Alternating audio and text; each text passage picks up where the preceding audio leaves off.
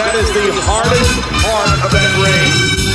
Austin 316 says I just whipped your ass. For the hardest part of the ring. Hello, everybody. Welcome The hardest part of the ring. Hello and welcome to Hardest Part of the Ring, the podcast where close to four friends, get together to discuss the wonder of professional wrestling. My name is Sam, and I'm joined today by... Me, Brett. That's Brett. I should have shouted my name. Yeah, Brett. I mean, that's fine. And yeah, this is weird, isn't it? Because it's like there's no Adam telling us what to do and no John judging us for it. Yeah, I feel like I probably am not like one of the kids, but I always feel like one of the kids. I'm the oldest one out of all of you, but I feel like the least responsible when it comes to this sort of thing. It's wonderful because like whenever Adam is like not hosting, we always say it's the inmates running the asylum, but this time it's not only are the inmates running the asylum, one of the inmates has escaped the asylum and is doing a podcast with Adam. Yeah. And has left the two remaining inmates who are actually too cool for school. There you go. But yes, if you do want to hear more from John and Adam, last week's podcast, episode 137, where they discuss their favourite matches of 2020. Won't be as good as our favourite matches. It's not going to be as good because you know what Adam's like. You know, every match is John's favourite match. Yeah, there we go. So yeah, I think kind of have we poured enough scorn and nastiness over them? I think so. Yeah. I think so. That'll do. So yeah, we are the heels of Hardest Part of the Ring, and we're going to get into our top matches of 2020 this week. Yeah, I mean, 2020 overall, Brett, how you feel on it? Well, I mean, it's weird because when you actually look back or think back, there's been some great wrestling in it in a year where we've been really down on wrestling. I think, yeah, that's incredibly accurate. Yeah, so it's a total, mind fuck in that aspect.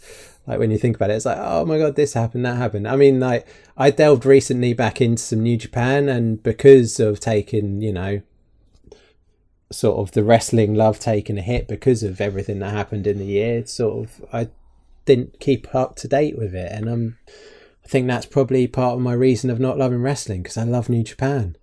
Yeah, I'm in completely the same boat as you, and I think one of the weirdest things I've found this year is that kind of 100%. I think the quality of wrestling this year has gone up. Like the individual match quality in all promotions, WWE, AEW, New Japan, really hitting their stride with a lot of their performers. Yeah. And there is just something about it which is kind of, I don't know, I don't want to say being held back, but just kind of not achieving what it should be. Yeah, there's the whole thing of obviously overall pay-per-views not being up to, I say up to scratch, but like AEW have put, some solid start to finish pay-per-views, but then like New Japan is also capable of, is they like a comedy match. They like, they like to mix it up in the pay-per-view rather than having similar matches. So variety is the spice of life, as they say. Whilst we're looking at variety of the spice of life, I just want to kind of have a special mention for some of the achievements we've had this year. This year, Baron Corbin killed 2 people. Oh, right. Was that off the roof? Yeah. Yeah. So Rey Mysterio. Seth Rollins removed someone's eyeball. Yeah. Randy Orton set someone on fire. Oh, my days. But apparently we're not in the Attitude Era. Yeah, I was going to say, WWE is feeling very Attitude Era at the moment. It's a weird world we're living in. No weirder than AJ Styles and Daniel Bryan humbly apologising to Vince McMahon for fighting in his office during Money in the Bank. God, that feels like a lifetime ago. It does. So, yeah, there's just some highlights from the year. But yeah, we're going to get into it. We're going to talk some of our favourite matches after this. Oh! Back first to the apron goes Andrade Cien Almas. Favourite matches. do you know what? I'm not going to give any more preamble. I'm going to jump straight into it with what was one of my favourite matches of the year. Cast your mind back to AEW Dynamite in September, where little-known tag team, Proud and Powerful, Santana and Ortiz, were taking on best friends, Chucky T and Trent. In what's this match called? A street parking lot brawl? I think it was Parking Lot Brawl was the name. This match, for me, was an absolute highlight of the year because I think kind of it's quite difficult to pull off a hardcore match in a way which is really entertaining. That doesn't just feel like gratuitous spots. Yeah. And for me, this match told such a good story with some really nice wrestling. I'm not going to lie, it was a lot of person A goes into roof A, etc., etc. Yeah, but you know what? Like, so, you know, a broken record and my love of hardcore matches, you know, that is not there because it's usually pick up this weapon, strike them, put that weapon down, grab this one, strike, you know, back and forth, throw them into this door, into that door. It's sort of like, that's why I don't love hardcore matches. But this one, you know, it was different and it was a lot of fun. And there was like, you know, there was, it wasn't so much striking with this weapon or that weapon. It was, you know, do this move on someone onto this thing and that move onto that thing. Like they were actually using wrestling with the environment. It felt just like an incredibly innovative match for what it was. Yeah. And kind of, I think both of these tag teams have been fantastic this year. Like Santana and Ortiz especially kind of have transitioned from a fairly serious tag team into it sounds awful saying a comedy tag team because that would be that'd be a disservice to them, but they've really shown their comedy chops alongside their actual hardcore wrestling. Ortiz alone, I mean, the selling he gives on stuff sometimes and the faces he pulls, he cracks me up. Yeah, like 100%. When he gets like, you know, knocked out and stuff and he's a bit Ric Flair actually with some of that stuff. You know, such a good comparison. But it is. It's like a strange comparison, but it's there and I love it. Yeah, me too. And of course, the best friends, they are just a really likable tag team. Oh yeah, I mean they drive off with his mum afterwards. That's the entire. So yeah, the entire conceit of the match, of course, was to defend Trent's mum's honour. Yeah, who had been insulted by Ortiz and Santana in the Inner Circle, and yeah, just a lot of fun for a very hardcore match. And I think kind of this match, I believe it happened at a similar time to Velveteen Dream versus Adam Cole in what was also a kind of outdoor parking lot brawl sort of match. And the two matches are very contrasting in a lot of ways.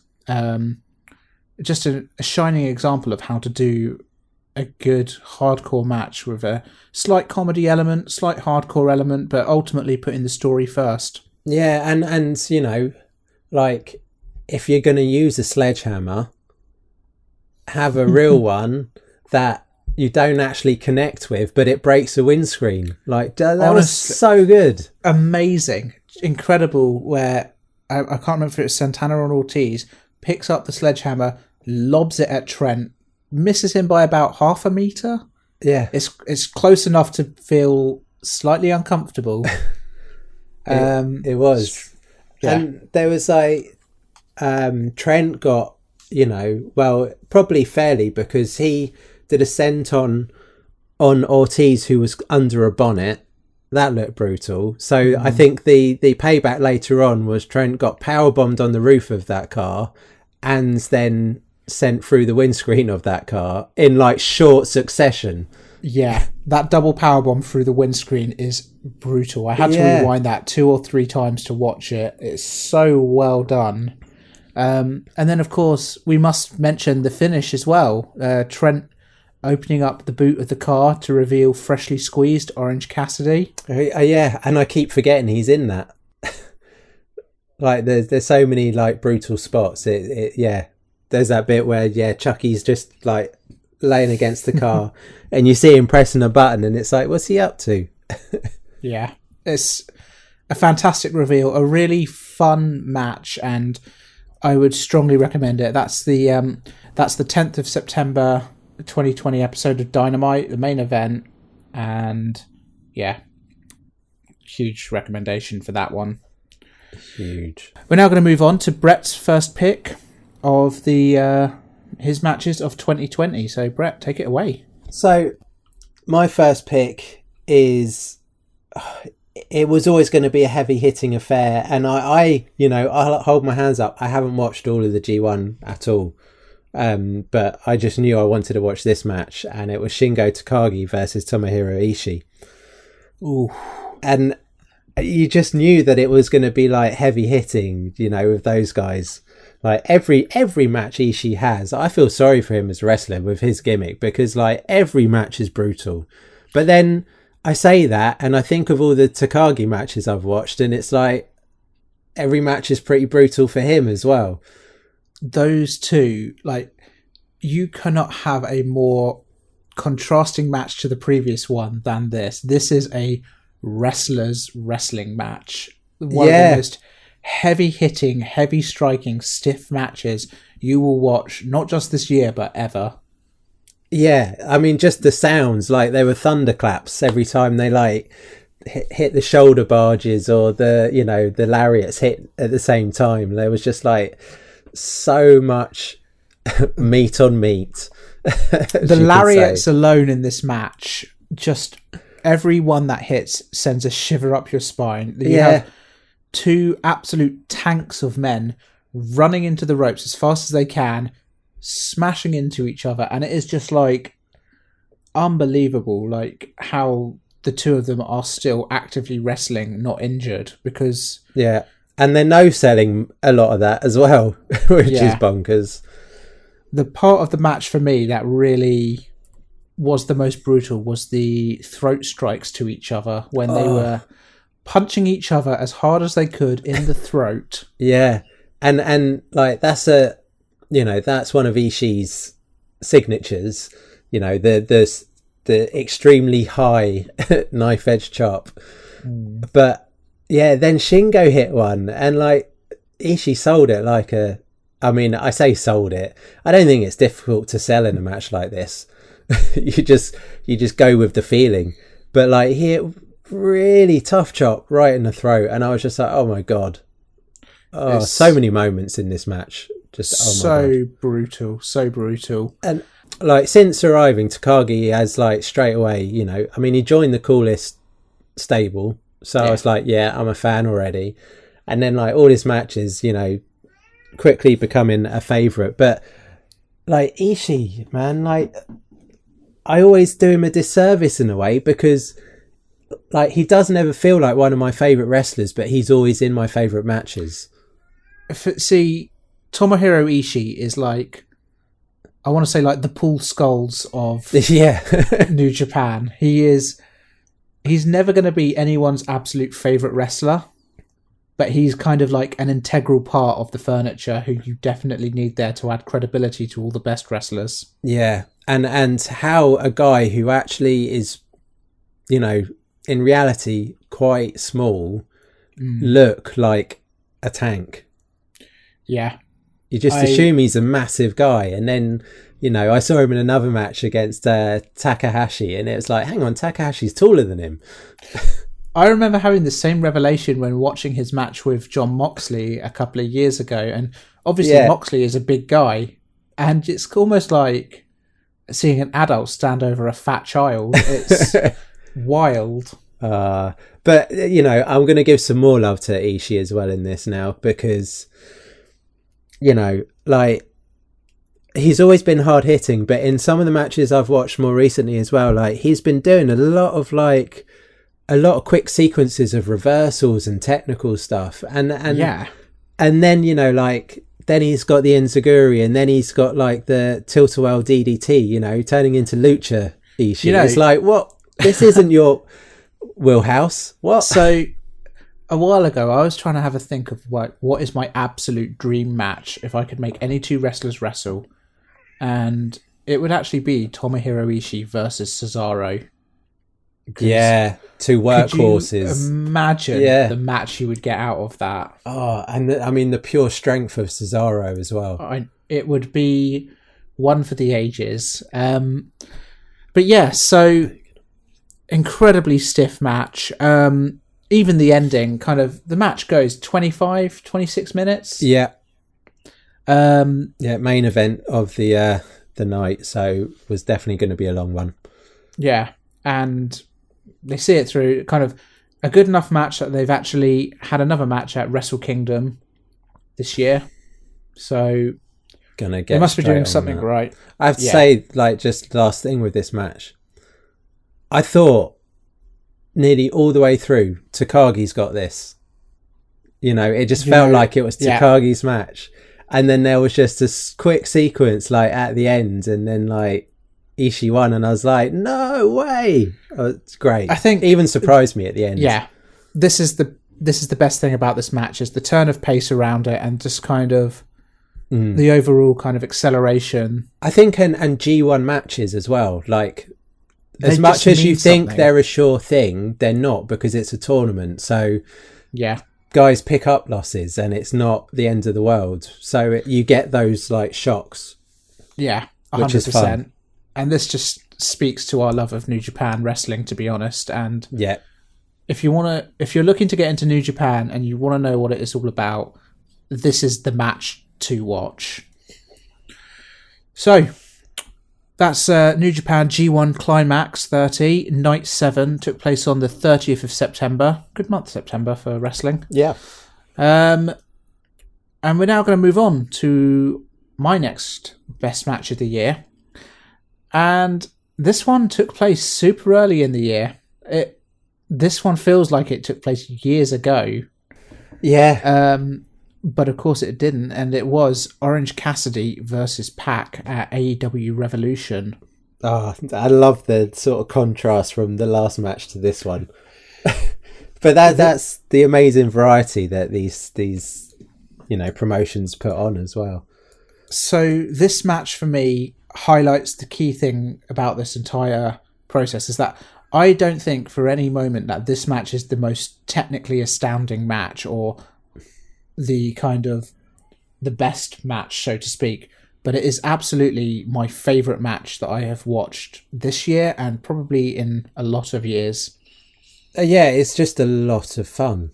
Yeah. And you want to enjoy something. And I get your point, like, with, obviously, when you compare it to some matches, like the last or others, you're talking about 30-minute or even longer, matches, the likes Kenny Omega has had. But that as much as this was a lot of fun, there was a lot of good wrestling in it as well. There really was. And like Orange Cassidy, ironically, is no slouch when it comes to good wrestling. No, not at all. I mean, if your gimmick is you can do all this shit with your hands in your pockets, then you've got to be good. This is one of the beautiful things about this match, is it kind of, this was the match to kind of showcase Orange Cassidy to the world. I think kind of a lot of people knew already Pac is just an incredible talent. Yeah. Arguably the best British wrestler in the world. Yeah. Orange Cassidy, though, was I think there was perhaps an unknown going into this. Is this guy just a gimmick, or is he the real deal? Yeah, I think people were just saying, like, he would never work in a TV, like this. He's only one for the indies, is what people think, because of the gimmick. But, that's nonsense. And this showed it, like you say. Yeah, I mean, I think the thing that really I love about this match more than anything is I had texts from friends who are not wrestling fans kind of send me a gif of Orange Cassidy doing a kip up with his hands in his pockets saying like, hey, have you seen this? And it's just like, have I seen this? The man is an unbelievable talent, doing arm drags and kip ups and just the rolling around the ring to avoid the black arrow. And the great thing about this match was Pac is the perfect foil for Orange Cassidy's gimmick as well. 100%. Like, you know, he's the bastard. He's a grumpy, mean, angry, you know, northerner. Like, it's just his build, his mannerisms, the way he moves around the ring. Like, you know, this guy's more of a robot, and the speed he has is unbelievable for, like, you know, the build he has.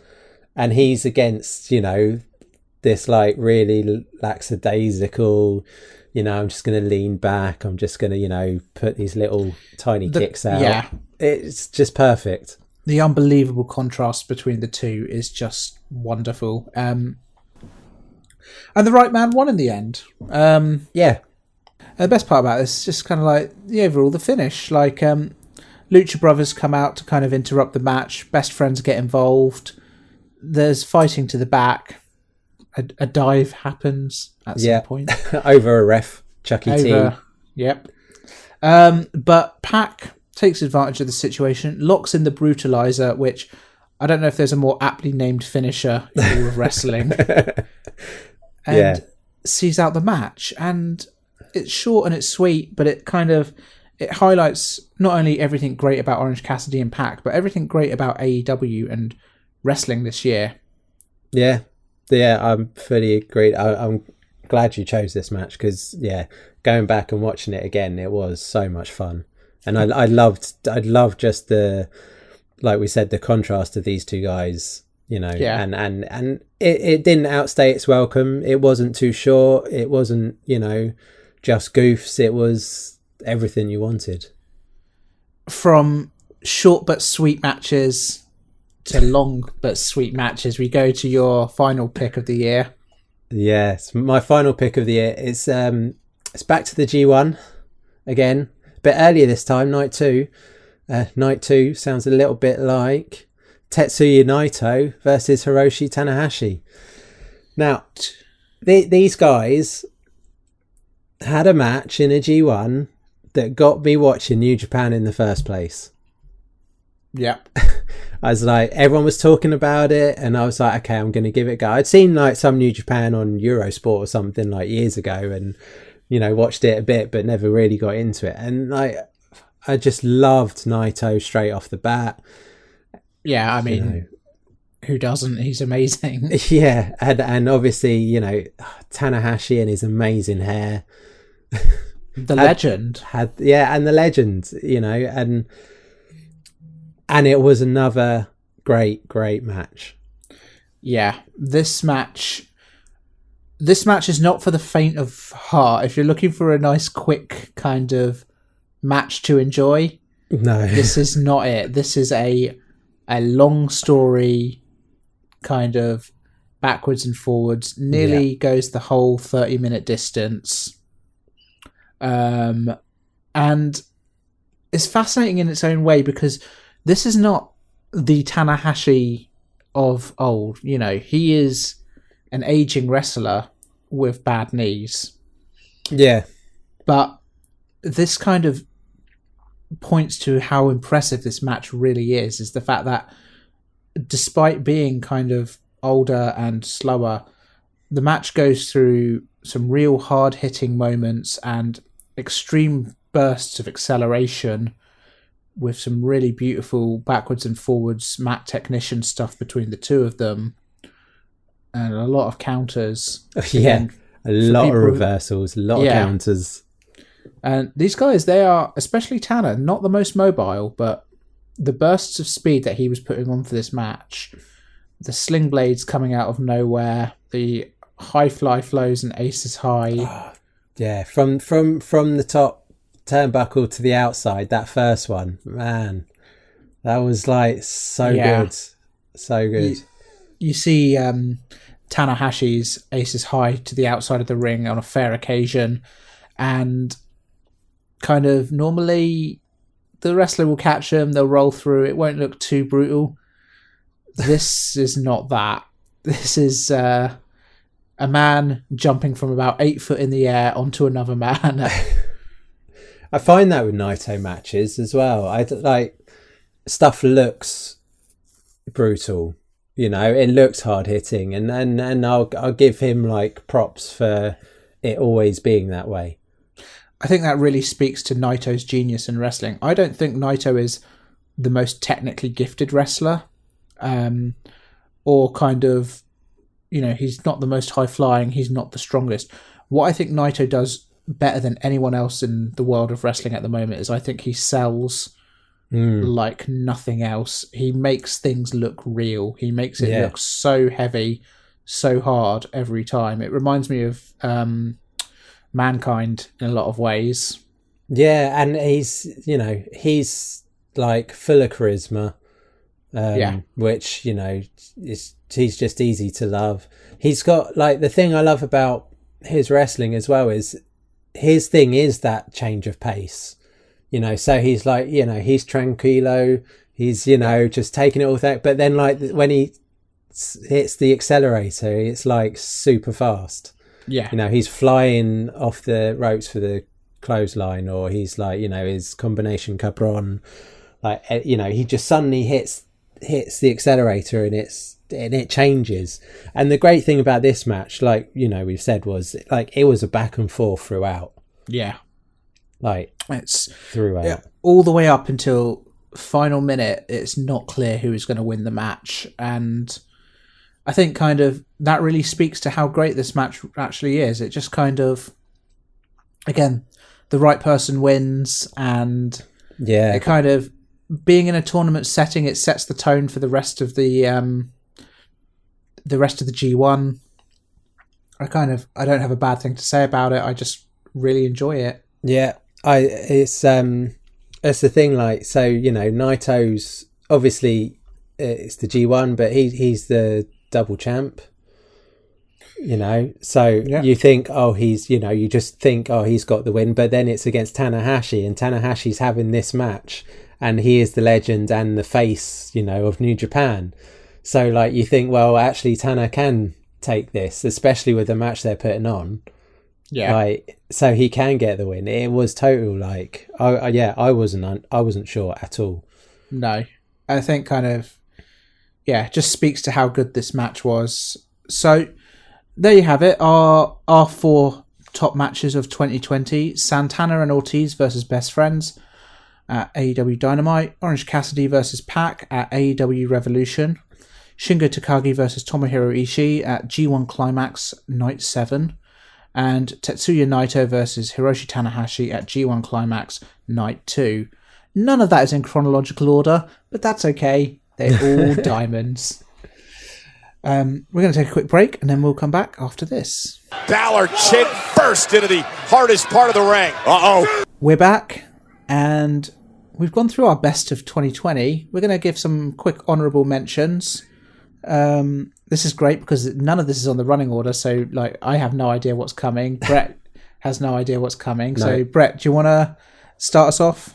Oh, well, I mean, I was going to say like Young Bucks versus FTR, but you know, then I'm thinking anything that the Young Bucks were in pay-per-view wise, like I loved all of it. So pick a Young Bucks match at a pay-per-view, you know, and just watch it because it's great. Young Bucks versus FTR. A fantastic choice. I mean, that is the dream match that everyone wanted, and I think kind of it's not the last we'll see of that matchup either. No. And the more that match just lingered with you, you know, like when you first watched it, you thought it was great, but you were like, did it live up to the hype? And then it lingers, and it was like, yeah, it was a great match. It was great.